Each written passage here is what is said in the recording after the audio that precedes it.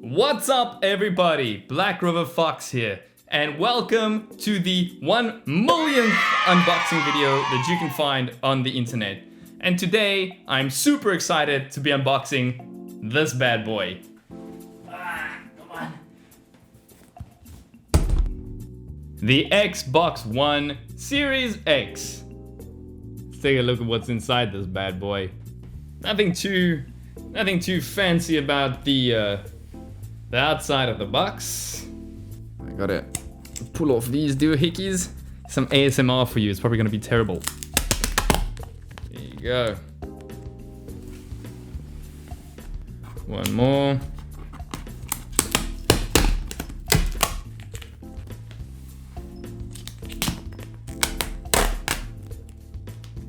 How many more of these? How many more of these do I have to do?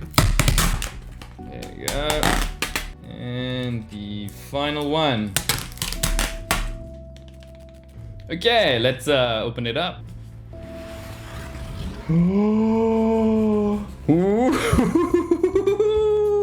Awesome. What a presentation. As soon as you open up the box, you're presented with this Power Your Dreams wrap around the console. The console itself is wrapped in this plasticky, foamy black stuff, and everything sits nice and snug in this box. Let's take this out. Come on. Here you go. Power your dreams. Just put that over there. Inside, you just find a nice, quick little guide. You can hang it on your bathroom door if you want to. Quick how to get started guide. Don't need that.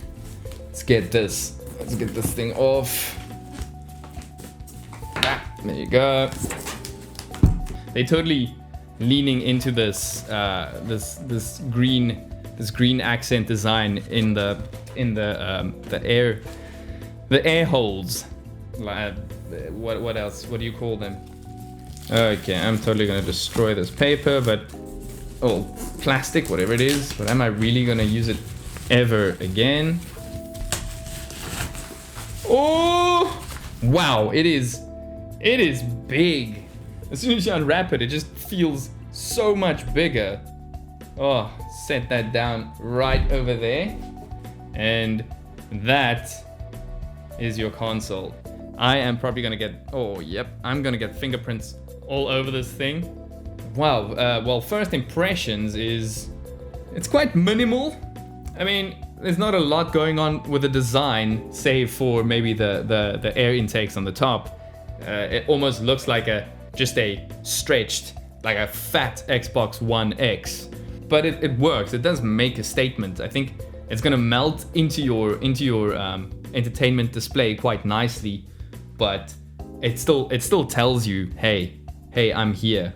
Oh, that's quite nice. I don't know if you can see that, but the green paint inside of that just gives it such a cool feel, and it's probably super cost effective, because I know a lot of people would have loved to have like crazy razor green light shining out of this thing. I'm really happy with what they did there. Maybe I could just set it on its side.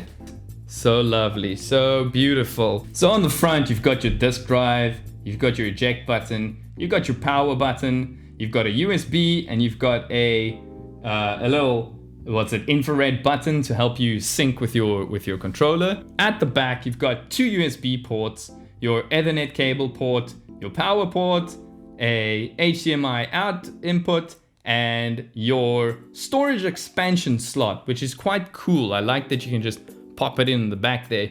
Let's not go into the price. So this is what it looks like when it's standing upright. Popping it onto the side just highlights one thing I don't like about this monolithic look, and that is the stand. Unlike the PlayStation 5, you cannot remove this.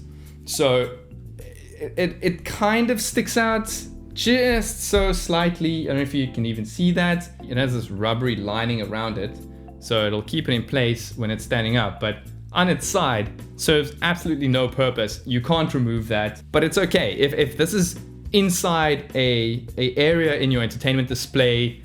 You probably won't really see that. I see there's a few at the back, and then obviously the ones in front that I mentioned, but these holes are pretty big. I'm gonna stick things inside of these holes. Yeah, they're pretty big. If you have like a little kid or something, I'm sure they can fit in a crayon, a little wax crayon or a pencil in here. But I'm sure you won't let your kids run around this thing, right? Let's just set this guy aside while I go get the box inside the box that probably holds the controller and your cable doohickeys and whatnots. So this little black cardboard box that you will find inside the other box has your HDMI cable. This is probably a HDMI 2.1, so if you have a compatible TV, this is pretty good. You'll be able to run things at like mad crazy levels. Who really cares about cables, right? Power cable, so fancy. You got your warranties and terms of agreement, and here is the controller.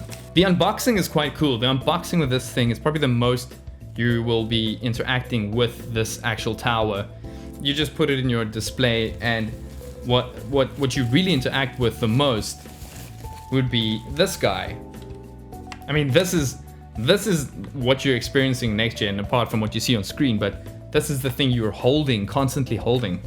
And I gotta say, this feels good. It doesn't feel next gen. If you're familiar with the Xbox One controller, it doesn't feel that much different. Obviously, you've got your D-pad that's kind of reminiscent of the Elite series controllers, and you've got the share button in the middle, which is cool. But other than that, very, very much the same, apart from the fact that it's totally flush on the front. And my first impression taking this thing out of its little baggie was how coarse it actually feels. It feels like a really fine. It feels like a really fine sandpaper almost. That sounds a bit extreme. Maybe it's not sandpaper, but that's the first thing that popped in my head. It's quite grippy. It just has this cool texture on the handles. The triggers pretty much feel the same as the Xbox One. Oh, you got some great mechanical feedback on those shoulder buttons. I always love that click. And you got some nice big. I wonder, that almost looks bigger. It's probably not. Big A, B, X, Y buttons on the front. It feels bigger, but it's probably not. The thumbsticks feel exactly the same as the previous controller. Even the grip feels the same. Maybe I'm wrong, but that is what I'm thinking. Really cool. They also give you batteries. That has been a very quick, very straightforward unboxing of this thing. Thank you so much for watching. Now I just need to figure out what I'm gonna play on it.